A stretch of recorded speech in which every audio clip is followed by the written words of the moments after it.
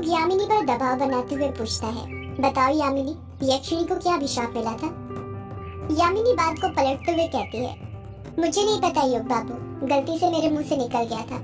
मुझे नहीं पता यक्षिणी को क्या अभिशाप मिला था। नहीं यामिनी, झूठ मत बोलो, तुम्हें पता है, बस तुम मुझे बता नहीं रही हो। यामिनी युग से नजरें चुराने लगती है।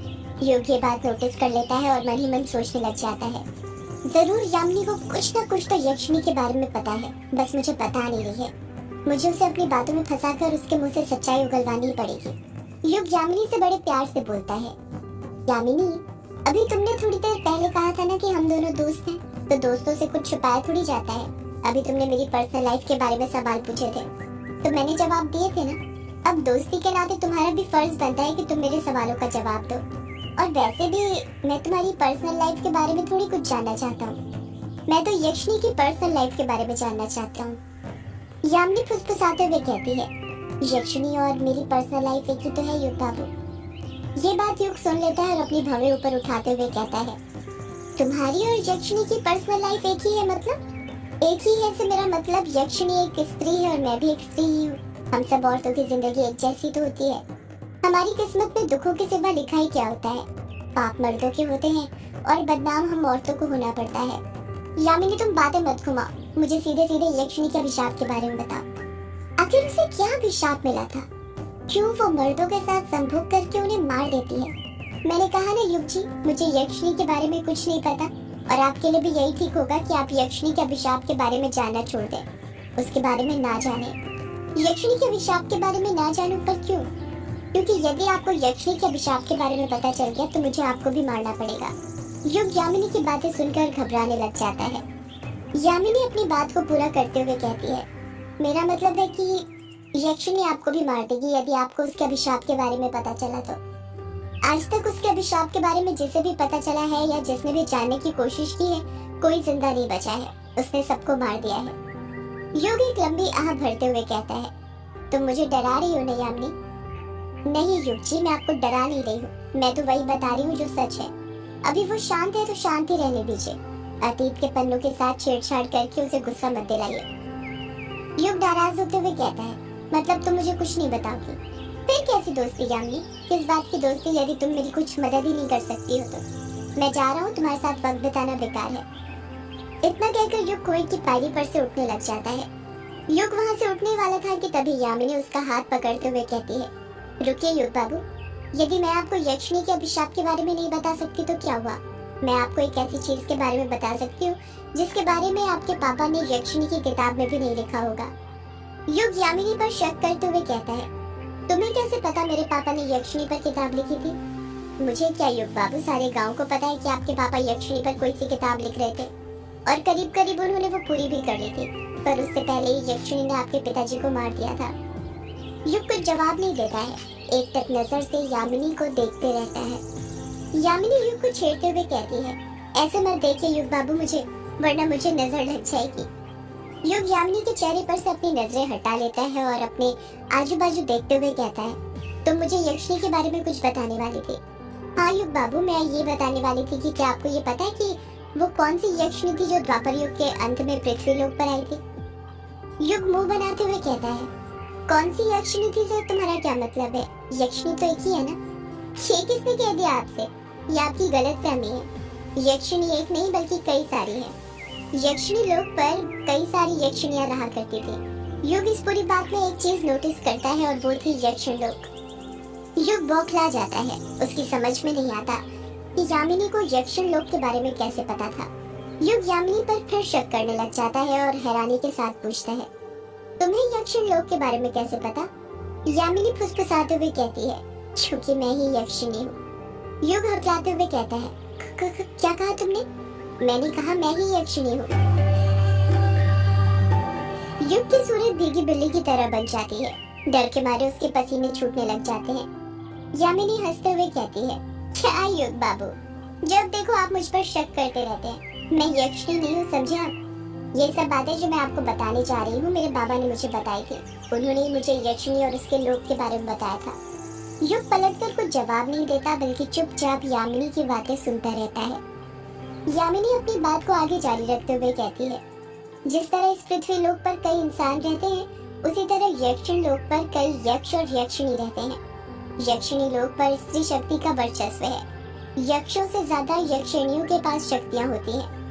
यक्षिण लोक में कहने को तो हर यक्षिणी के पास शक्तियां होती हैं, पर उनमें से 36 यक्षिणियां ऐसी हैं जो हमारे पृथ्वी लोक में देवियों की तरह पूजी जाती हैं। इन 36 यक्षिणियों में 4 यक्षिणियां पूरी तरह गोपनीय हैं, जिनके बारे में कोई नहीं जानता, लेकिन बाकी की 32 यक्षिणियों के संबंध में कुछ विशेष साधनाएं बताई गई हैं, जिन्हें सिद्ध करने से वो यक्षिणियां पृथ्वी पर आकर हमारी इच्छा पूरी करती हैं, जिसके लिए उसे बुलाया गया था।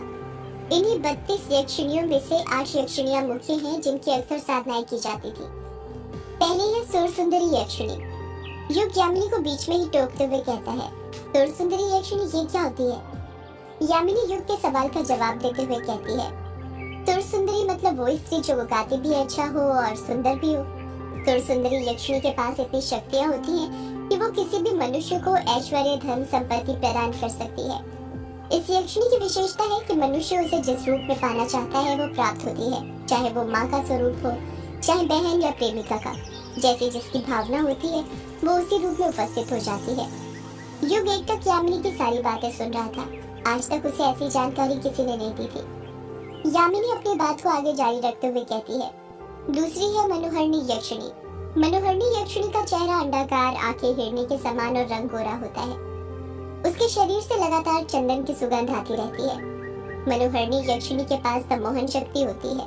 जो भी व्यक्ति मनोहरणी यक्षिणी की साधना को सिद्ध करता है, ये उस व्यक्ति को ऐसा सम्मोहक बना देती है कि वो दुनिया को अपने सम्मोहन में बांधने की क्षमता हासिल कर लेता है।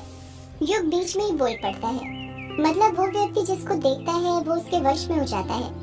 यामिनी युग की बात से सहमत होते हुए कहती है, हाँ युग बाबू, आप ऐसा बोल सकते हैं। तीसरी है कनकावती यक्षिणी। कनकावती यक्षिणी हमेशा लाल रंग के वस्त्र धारण करती है। ये षोडश वर्षीय युग यामिनी को बीच में टोकते हुए कहता है, षोडश वर्षीय मतलब 16 वर्ष की स्त्री। ये बाल स्वरूप होती है। कनकावती यक्षिणी के पास व्यक्ति को तेजस्वीता तथा प्रखरता प्रदान करने की शक्ति होती है। वो शक्ति इतनी ज्यादा होती है कि वो व्यक्ति फिर अपने विरोधी को भी मोहित करने की क्षमता प्राप्त करता है। कनकावती यक्षिणी साधक की प्रत्येक मनोकामनाएं पूर्ण करने में सहायक होती है। चौथी है रतिप्रिया यक्षिणी। रतिप्रिया यक्षिणी का शरीर स्वर्ण के समान चमकता रहता है, जो कि सभी तरह के मंगल आभूषणों से सुसज्जित होती है। रतिप्रिया यक्षिणी के पास प्रफुल्लता प्रदान करने की शक्ति होती है। युग फिर बीच में टोकते हुए कहता है, प्रफुल्लता मतलब खुशहाली, समृद्धि प्रदान करने की शक्ति होती है। रतिप्रिया यक्षिणी साधक को हर क्षण प्रफुल्लित रखती है और उसे दृढ़ता भी प्रदान करती है। साधक और साधिका संयमित होकर साधना संपन्न कर ले तो उन्हें कामदेव और रति समान सौंदर्य की प्राप्ति होती है। पांचवी है पद्मिनी यक्षिणी। पद्मिनी यक्षिणी का रंग श्याम वर्ण होता है और इनकी आंखें सभी यक्षिणियों में सबसे सुंदर होती है। पद्मिनी यक्षिणी के पास साधक में आत्मविश्वास व स्थिरता प्रदान करने की शक्ति होती है और वो हमेशा उसे मानसिक बल प्रदान करती हुई उन्नति की ओर अग्रसर करती है। ये हमेशा साधक के साथ रहकर कदम कदम पर उसका हौसला बढ़ाती है। युग यामिनी को बीच में ही टोकते हुए कहता है, यामिनी, तो मुझे उस यक्षिणी के बारे में कब बताओगी जो द्वापर युग के अंत में इस पृथ्वी पर आई थी और जो ये सब कर रही है? युग बाबू, बता ही तो रही हूँ। अभी तक तो मैंने आपको 5 यक्षिणियों के बारे में बता दिया है। अब जो 3 यक्षिणियाँ बची हैं, उन्हीं में से एक यक्षिणी है जो द्वापर युग के अंत में इस पृथ्वी पर आई थी और जो ये सब कर रही है। यामिनी गहरी सांस लेती है और अपनी बात आगे जारी रखते हुए कहती है, छठी है नटी यक्षिणी। ये अपने साधक की पूर्ण रूप से सुरक्षा करती है और किसी भी प्रकार की विपरीत परिस्थितियों में साधक को सरलता पूर्वक निष्कलंक बचाती है। ये सभी तरह की घटना दुर्घटना से भी साधक को सुरक्षित बचा ले आती है। नटी यक्षिणी को विश्वामित्र ने भी सिद्ध किया था। 7वीं यक्षिणी है अनुरागिणी यक्षिणी। अनुरागिणी यक्षिणी शुभ्र वर्ण है। साधक पर प्रसन्न होने पर उसे नित्य धन, मान, यश आदि प्रदान करती है तथा साधक की इच्छा होने पर उसके साथ उल्लास करती है। यामिनी युग को यक्षिणी के बारे में बताते बताते रुक जाती है। युग यामिनी से पूछता है, क्या हुआ यामिनी, तुम रुक क्यों गई? यामिनी युग की आंखों में देखते हुए कहती है, युग बाबू, अब मैं आपको उस यक्षिणी के बारे में बताने जा रही हूँ जो द्वापर युग के अंत में पृथ्वी लोक पर आई थी, जो ये सब कर रही है। उस यक्षिणी का नाम है कामेश्वरी यक्षिणी। क्या कहा तुमने? कामेश्वरी यक्षिणी? हाँ युग बाबू, कामेश्वरी यक्षिणी। कामेश्वरी यक्षिणी इन सभी यक्षिणियों में सबसे सुंदर होती है। सुडौल गोरा बदन, कमर तक लंबे काले बाल, गुलाबी होंठ और लंबी गर्दन।